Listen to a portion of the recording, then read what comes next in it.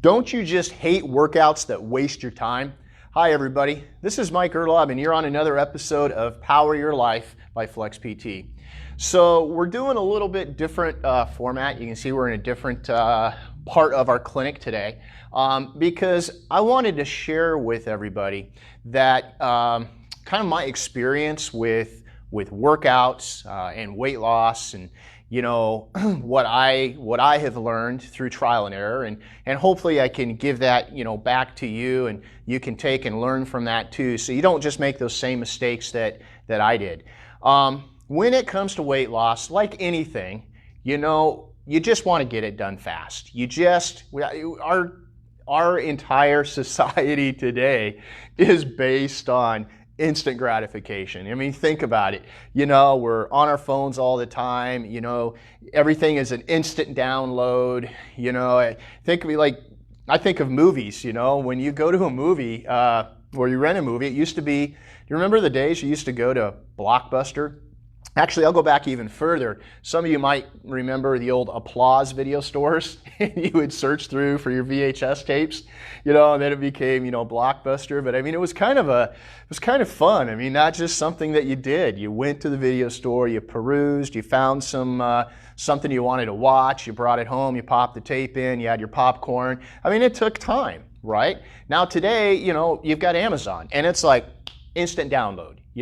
In fact, if we don't get that instant download, like, you want to watch a movie, all you do is turn on your TV, click over to Netflix or Amazon, you quickly find the movie and hit play. I mean, it is like all instant. And, that's just kind of the way we're moving. We see that today even with our attention spans. The attention span in 1985 was 20 minutes. Can you believe that? The average American attention span in 1985 was 20 minutes. Today, the average American's attention span, 7 seconds. That's it. 20 minutes, 7 seconds. Amazing. But, it's all about when you're doing something, you want it to be fast. You want it to be efficient. You don't want to waste your time. I mean, nobody likes wasting their time. And so when I first started working out and I was trying to drop some pounds, and I just, it's like, man, I got to get in better shape. I just really want to do this. I mean, I had this recumbent bike, a little stationary recumbent bike down in my basement, and I would go down there and I would hop on that bike, and I tried a few different things, watch a little TV, listen to some music, just to pass the time. But, you're just sitting there pedaling, and, you're going on a program, you're like up and down hills, and you're working, and you're feeling like you're working, and you finally finish 45 minutes, and it's got that little on the display, where it tells you, how many calories that you burned. And so you look down at that and you're like, I just went 45 minutes and I burned, about 200 calories. Okay, so you're like, I mean, it's just this big drop, and it would kill me. I mean, every single time I would go through that, and it got to the point where I just hated it. And because I didn't feel like, man, I'm only burning maybe 175, 200 calories. And then if I really want to burn more calories, man, I got to just really pedal all that much harder. And I can't do it for that length of time. And, it really got really frustrating. So then I decided, I said, you know what? When I was in the Army, we ran all the time. And I had a squadron commander who was a marathon runner. So when you have a squadron commander who likes to run, guess what you get to do? Yes, you get to run too. And when I left the military, I just told myself, I'm never running again. I hate it. I didn't want to do it. But the bike wasn't working, so I thought, well, let me give running a try. So you go out there and you pick up trying to run, and I hadn't run in a lot of years, and I was really heavy at that time.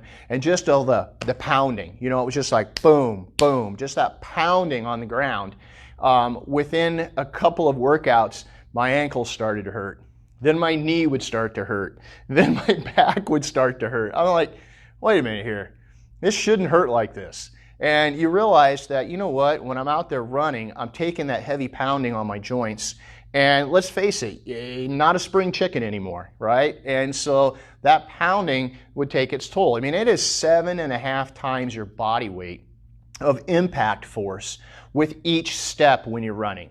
Think about that, each step. So if you go and run 3 miles, think about the joint reaction, the forces going through the body at that time. No wonder things started to hurt. And I didn't really feel like I was getting that good of a workout because the pain was getting in the way. And we talked about that the last episode about like knee pain getting in the way of your workouts, and that did leads to finding those other low impact exercises, which are extremely effective because of how well they balance your body and balance your system.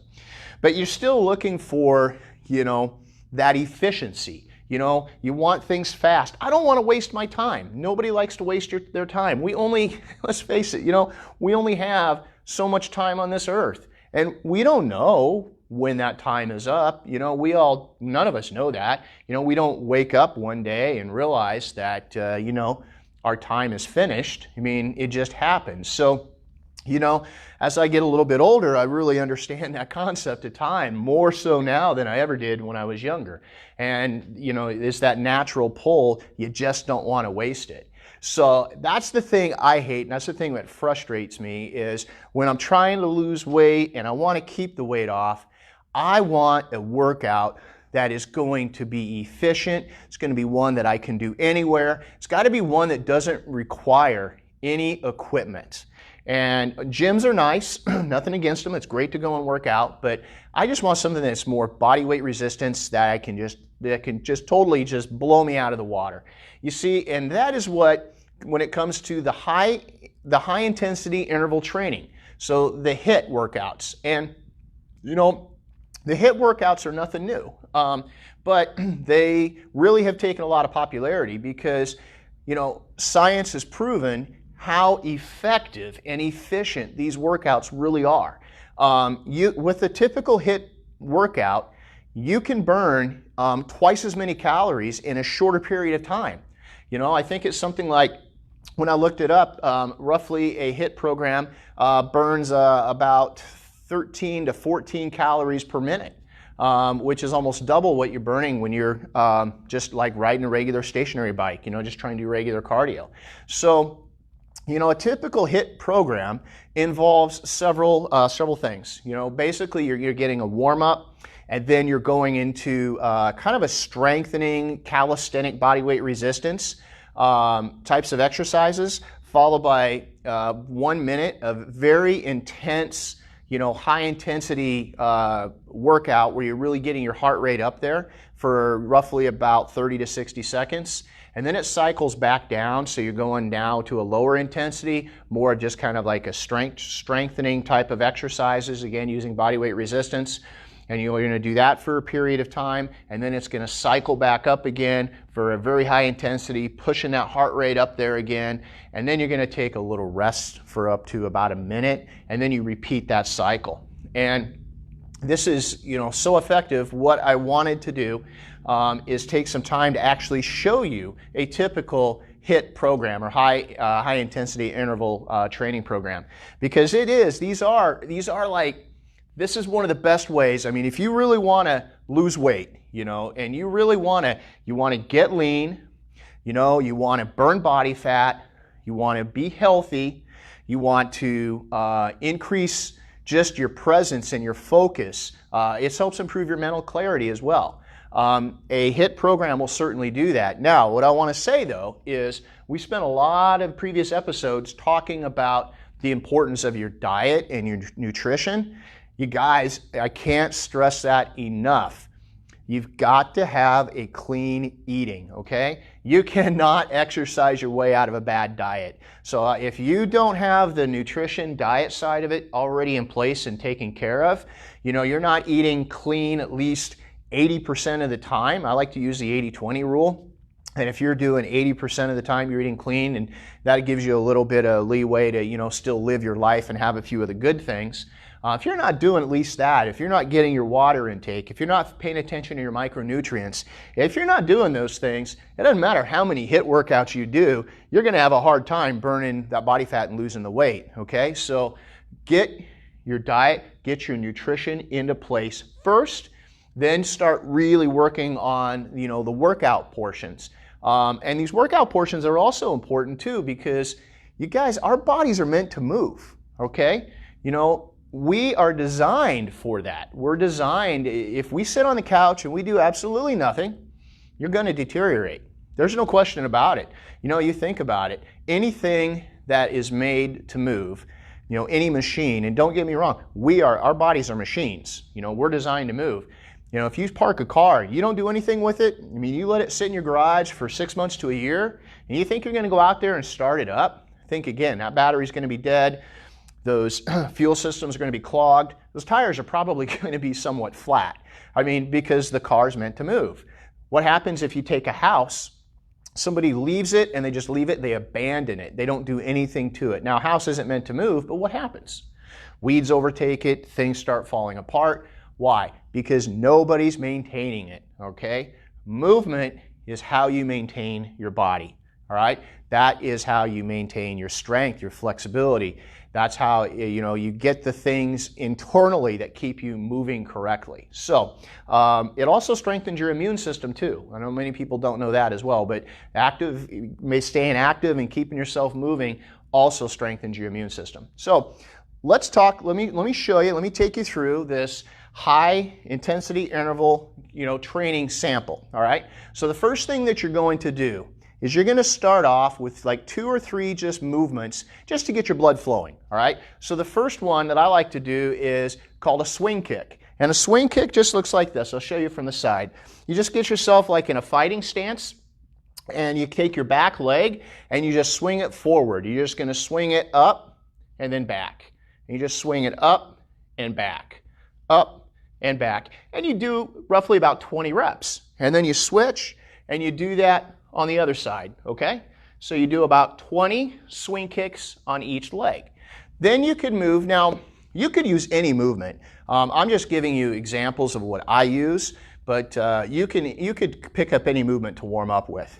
Then the next one you could use would be, say, jumping jacks. Again, we're in the warm-up. So, you know, you just start with a gentle, you know, jumping jack. Now, if you don't want to jump, then just work on the, you know, side step, you know, and go the other way. So either way you do it, you know, you do about 20 of them, all right? I like to do 3 warm-ups because I really like to get my blood pumping. So the next that I would use would be squat pumps. I like squat pumps because they're easy to do, but I'll show you from the side. A squat pump is simple, nothing more than just a little movement in the squatting action. And you would do roughly about 20 repetitions of those. And so you do 20 squat pumps. Now, after each of those, now you should start, you're going to be breathing a little heavy, maybe start a light sweat, you know, blood's pumping. Now you're ready to begin your workout.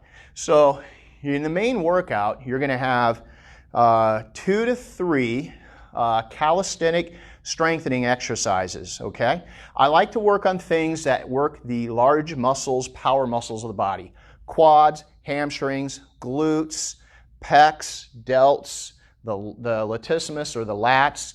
I mean, those are really key movements. The hip flexors, the psoas, you got to be working that psoas. That's really important, especially for back pain. So main workout, one example would be, say, bridges, and you can use these with resistance band, but I like to use bridges. So I'm going to move myself on the floor, and I use these bands, and you can get bands anywhere, but one of them that I like is bridging with a band. And so all you do is you lay down, and then you perform a bridge, and then I like to add in hip movements. So you could pull the legs apart, together, and then down, hips up, and you could do 20 reps of that. Now, what you do then is, say that with 20 reps of the bridging, then you can move over and do another movement. I like to do our clamshells, which really work the side glutes. And so then what you could do here is you just lift the knee up. If you want to be more challenging, you could do this from a semi-plank position, just like that. And you would do 20 reps on each side. Then, after those 2 movements, I like to move into a heart rate elevator. And so for these, you could do things like mountain climbers, jumping jacks, running in place, You know, if you have access to a punching bag, you could do punches or kicks. All of those things are really good options. But the mountain climbers work really well. And for this heart rate elevator, you would do, say, a mountain climber for 30 to 60 seconds. Now, if you've never worked out before, start at 30 seconds, because trust me, the mountain climber will it'll totally kick your rear end. So all you're gonna do is get yourself into like a tripod position, and then a mountain climber is simply, you're just moving those feet back and forth. Now, if you want to be challenging, you can actually start doing them one after the other. And so you're going to do that for 30 to 60 seconds. Trust me, if you're doing that right, your heart rate is going to get way up there. Then you're already done. After that 30 to 60 seconds, you've elevated your heart rate.